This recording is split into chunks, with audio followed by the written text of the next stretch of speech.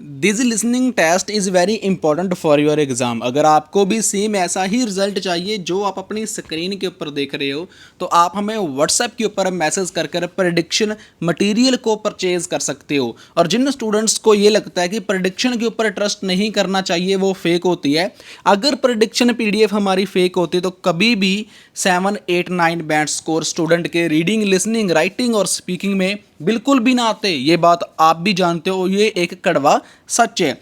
इसके अलावा आपको एवरी प्रूफ देखने को मिलेगा मेरे इंस्टाग्राम पेज के ऊपर, जिसका नेम है आईएलएस वाला इंडिया। हमारे नाम के ऊपर काफ़ी फेक पेजेस भी बन चुके हैं, लोग काफ़ी फ्रॉड भी कर रहे हैं। प्लीज़ उनसे बच के रहें। हमारा एक ही पेज है आईएलएस वाला इंडिया, जो स्क्रीनशॉट आप लेफ्ट साइड देख रहे हो। If you need good prediction material, good band score, then you can drop me message on my WhatsApp for upcoming exam prediction. First, you have some time to look at questions 1 to 6.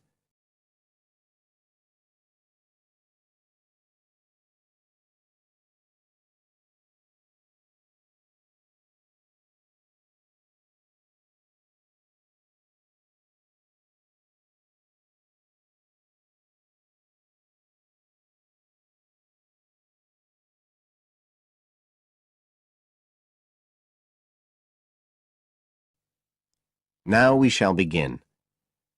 You should answer the questions as you listen, because you will not hear the recording a second time. Listen carefully and answer questions 1 to 6.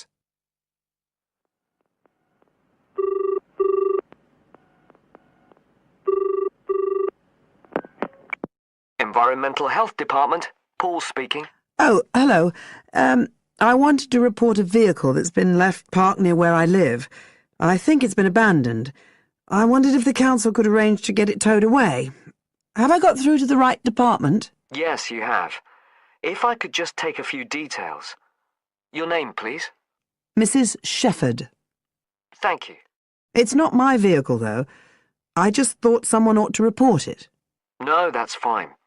What I need to do is take some details first, then we can decide what to do about the problem. Oh, I see. So the next thing I need to know is your address.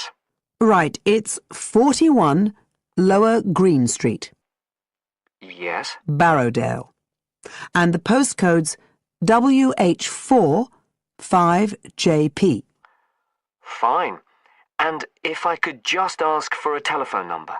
It's 01778 552387. I'm out quite a lot, but you can just leave a message on the answer phone if you need to. Or I could give you my mobile number. That's all right, don't worry. Now, could you tell me a little more about this vehicle? You say it's been abandoned. Well, it certainly looks like it. Can you give me an idea of where it is? Yes, it's near the main road that goes through Barrowdale. Is that the A69? Yes, that's right. Now, there's the primary school just towards the end of the village, and then next to that, next to the children's playground, there's a field, and it's in there. Oh. I wonder how it got in there. Well, there's a gate to allow farm machinery in and out. I thought something ought to be done about it. The children from the school might start playing in the vehicle and lock themselves in or something. Yes, you were quite right to report it. And what type of vehicle are we talking about here? It's a van, actually. You know, the sort with just a couple of little windows at the back. Right. You don't happen to know the make and model, do you? Oh, yes. I went and had a look and got all the details. I thought you might need them. I'm surprised the school hasn't contacted you about it. Anyway, I wrote the details down. Right. It's a Katala, and the model's a Flyer 2000. Is that Flyer? That's right. Very good. And the colour? Well, it's not all that easy to see because it's absolutely filthy. And actually, it looks as if it's had a paint job at some stage. It's blue, but you can just see white underneath where it's been scratched. Right. Well, I'll just make a note of the present colour. And if you could just tell me the vehicle number. Did you make a note of that? Oh, yes. It's S322GEC. Okay. Before you hear the rest of the conversation, you have some time to look at questions 7 to 10.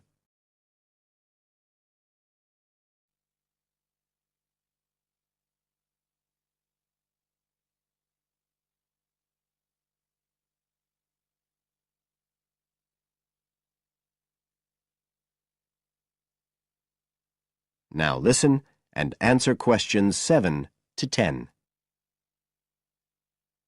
And it sounds as if the general condition of the vehicle isn't too good, from what you say.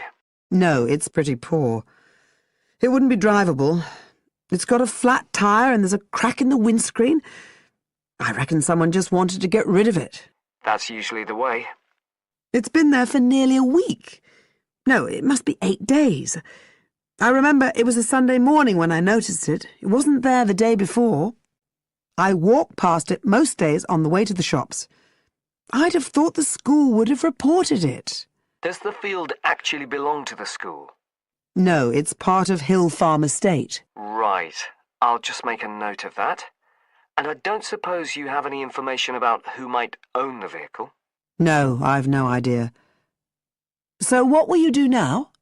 Well, we'll come and have a look and see if we can trace the owner. And if we can't, the vehicle will be removed as rapidly as the law permits. It could be anything up to 20 days. One thing I should say, I'm quite sure this doesn't belong to anyone round here. I'd definitely recognise it if it was from someone who lived here.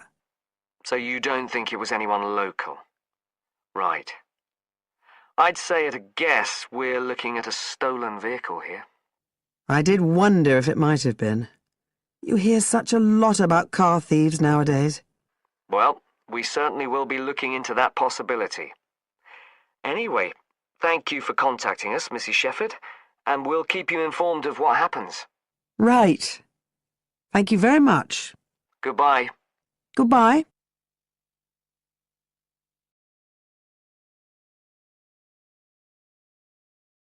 That is the end of part 1. You now have half a minute to check your answers.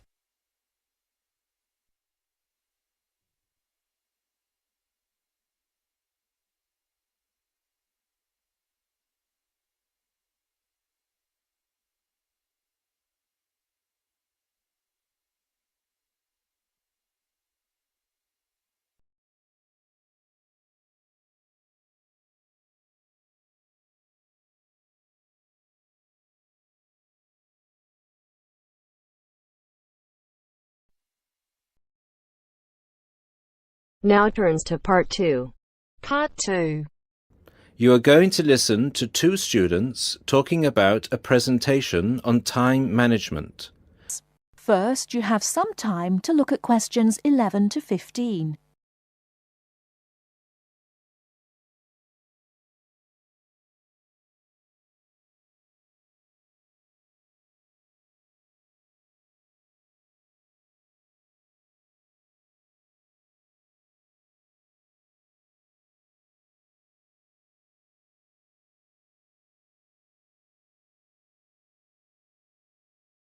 Now, listen carefully and answer questions 11 to 15.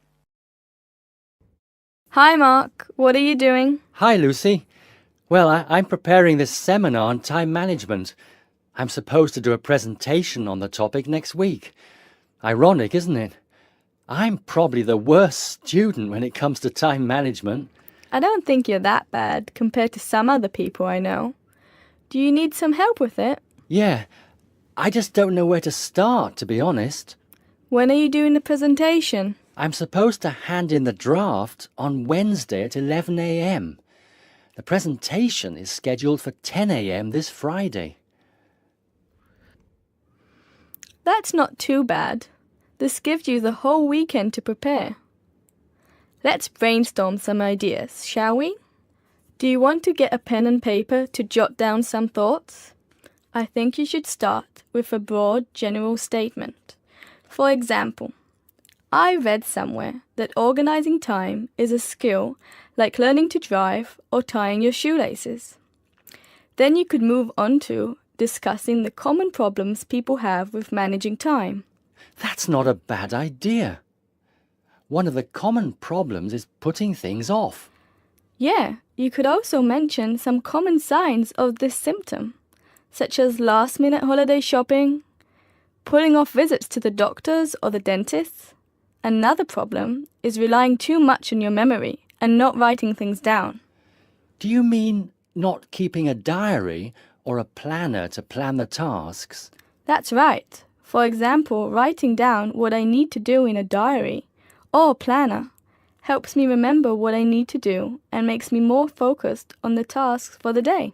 Good idea. Before you hear the rest of the talk, you have some time to look at questions 16 to 20.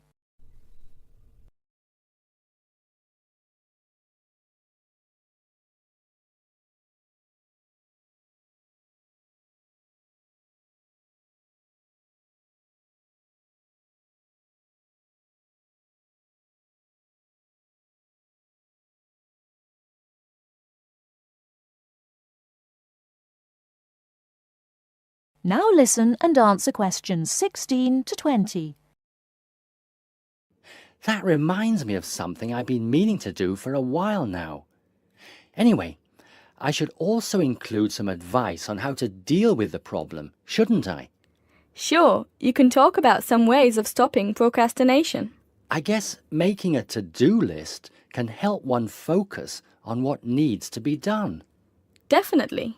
Another way to deal with the problem is to prioritize and do the hardest job first, the one which requires the most effort and concentration.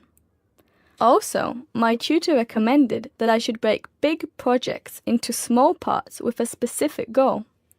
Having an action plan has worked for me. I usually make a list of small tasks I need to do to achieve a goal.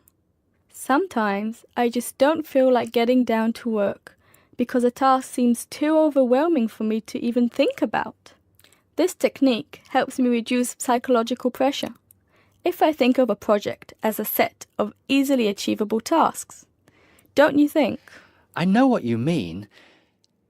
I often feel like that myself with the statistics project I've been doing this term. I'm well behind and the deadline is next week. I think setting deadlines and sticking to them can help one to achieve goals. You can discuss this aspect in your presentation too. A good point. Setting deadlines can also help one become more realistic about the time it takes to do tasks. Another point you could include is how to deal with interruptions. Okay, I guess blocking in time to handle unpredictable interruptions can help one stay focused. Not just that. Some interruptions, such as phone calls, can be easily avoided by using answering machines, for example. Saying no, which is one of the most useful words in English, is also very effective.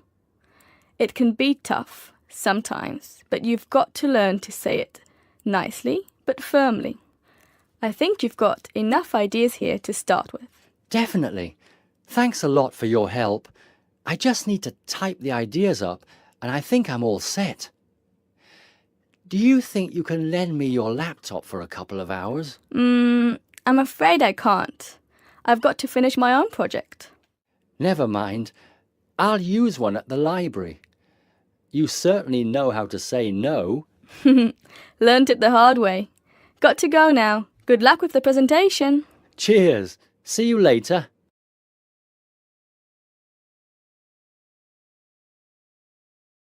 That is the end of part 2.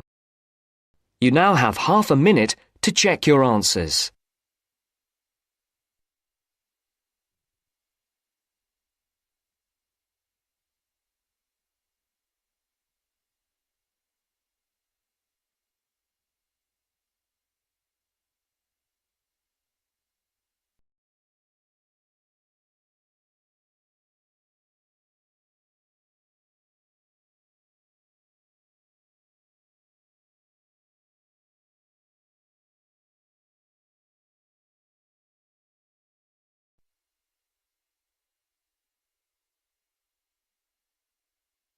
Now turns to part 3.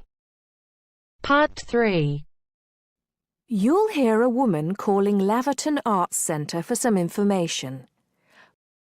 First, you have some time to look at questions 21 to 26.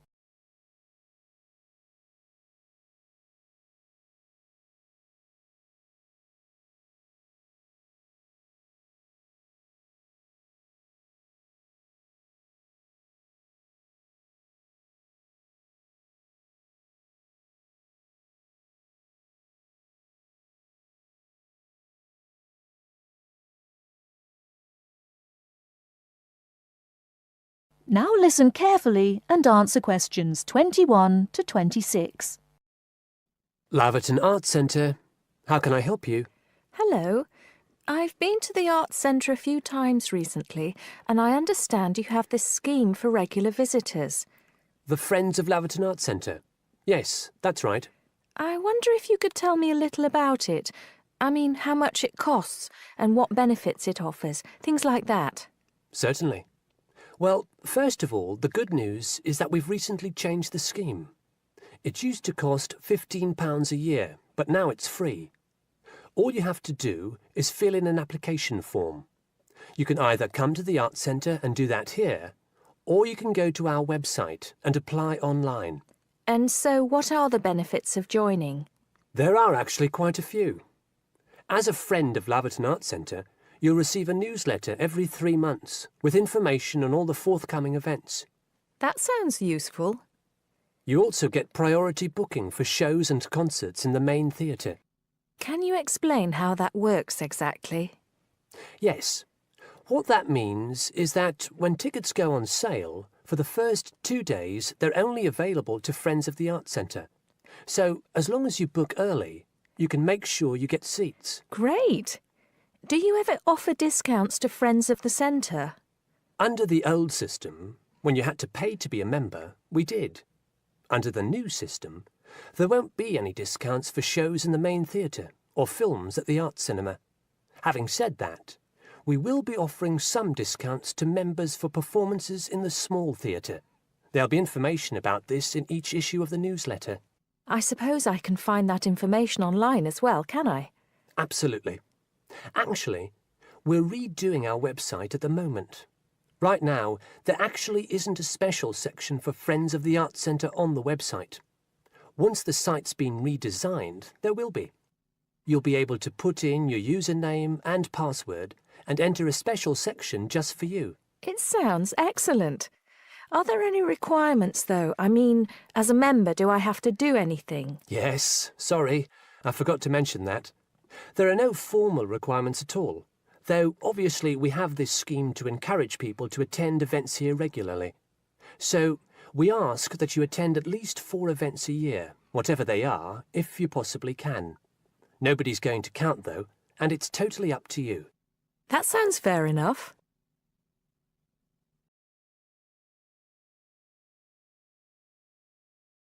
Before you hear the rest of the talk, you have some time to look at questions 27 to 30.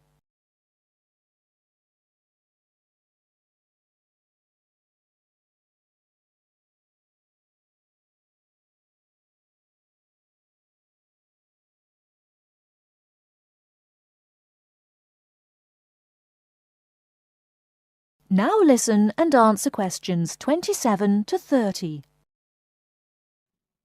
While you're here, we're actually conducting a short survey of people who phone up the Arts Centre.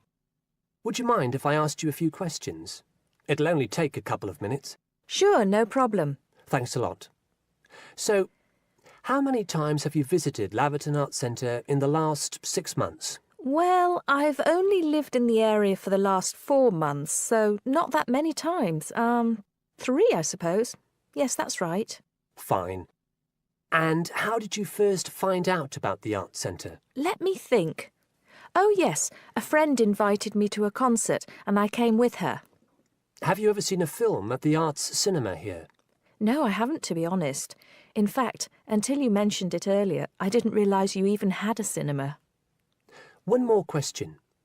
If we offered a free tour of the Arts Centre, including things such as going backstage to look at the dressing rooms, would you be interested in going on it? Oh, yes, definitely. I think a tour like that would be very interesting. I'd even pay for it. That's great. Thank you very much for your time. Thank you.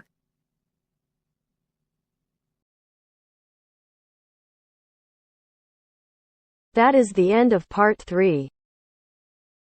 You now have half a minute to check your answers.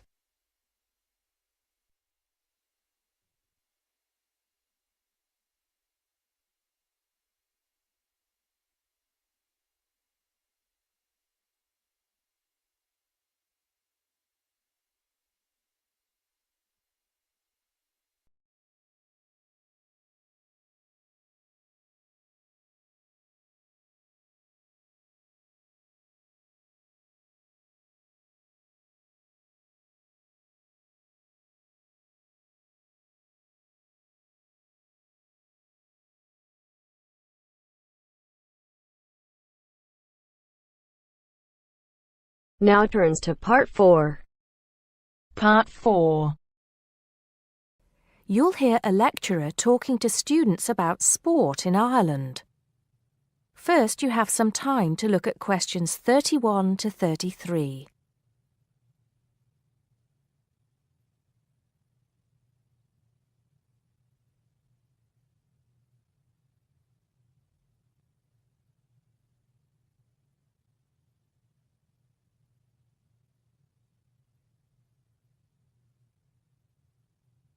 Now listen carefully and answer questions 31 to 33.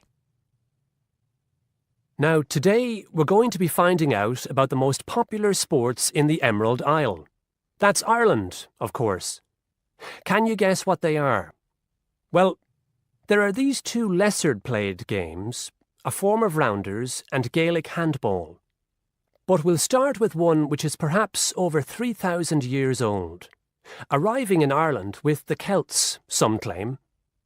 That may be a slight exaggeration, but I consider it to be the fastest field game in the world, and it goes by the name of hurling. Well, that's what it's known as in the English-speaking world anyway. So, what do you have to do? You've got 15 players on a team, one of them the goalkeeper. Each one has a stick called a hurley. Here you are. I've brought mine along. Had it since I was at school. This is what it looks like, and basically you have to get this ball, called a sliotar, that's S-L-I-O-T-A-R, so it's not spelt the way it's pronounced. You hit it into the net for 3 points, or you can hit it over the net for 1 point. The goal looks like the letter H, with the net under the crossbar. The goalie has a bigger stick than the others to help keep the ball out. You can also catch the sliotar and run with it for 4 steps maximum, or bounce it on your stick. Is that clear to you all?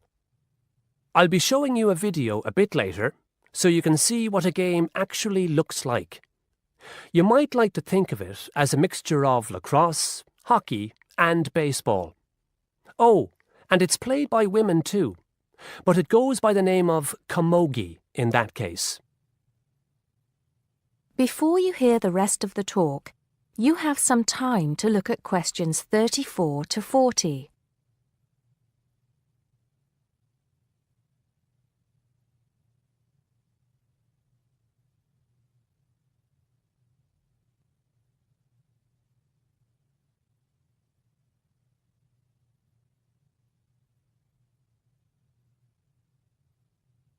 Now listen and answer questions 34 to 40. I'll give you a bit of the history, shall I now? Generally, the golden age of the game is considered to be the 18th century.